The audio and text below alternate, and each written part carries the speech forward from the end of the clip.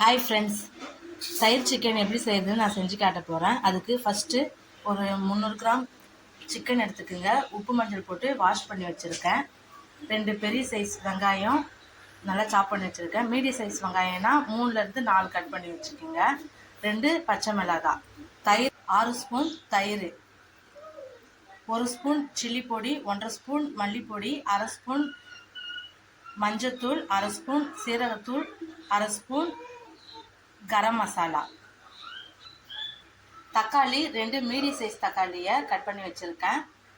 ஸ்பைசஸில் 2 இலை, கொஞ்சம் பட்டை, 2 கிராம்பு, கொஞ்சமாக சோம்பு, ஏலக்காய் 2, லாஸ்ட்டாக போகிறதுக்கு கொஞ்சமாக கஸ்தூரி மேத்தி. ஒரு சாறு எடுத்து வச்சுக்கோங்க.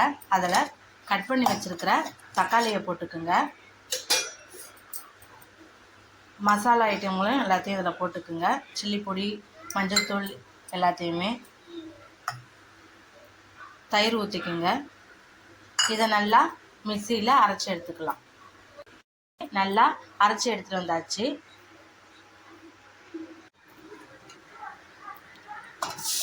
வெங்காயம் போட்டுக்குங்க. தேவையான அளவு உப்பு, பத்தலைன்னா லாஸ்ட்டாக செக் பண்ணி போட்டுக்கலாம்.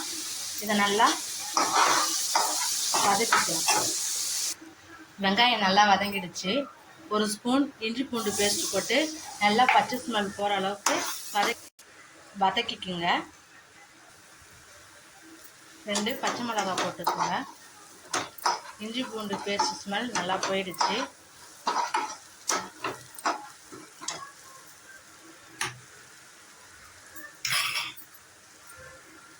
சிக்கன் தயிர் மசாலாவை எடுத்து இதில் போட்டுக்குங்க. நல்லா மிக்ஸ் பண்ணிக்கலாம். நல்லா மசாலாவோட கலந்தாச்சு. ஒரு 5 நிமிஷம் இதை வைக்கலாம். மூடி போட்டு வேகட்டும்.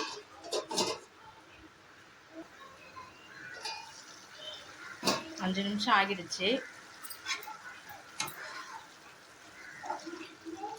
உப்பு காரம் கரெக்டாக இருக்கான்னு பார்த்து இதில் சேர்த்துக்குங்க. ஒரு 1/4 டம்ளர் அளவுக்கு தண்ணி ஊற்றிக்குங்க.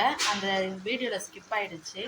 இப்போ எக்ஸ்ட்ரா 1/2 ஸ்பூன் சில்லித்தூள், 1/2 ஸ்பூன் உப்பு, 1/4 ஸ்பூன் பெப்பர் சேர்த்துக்கிட்டேன்.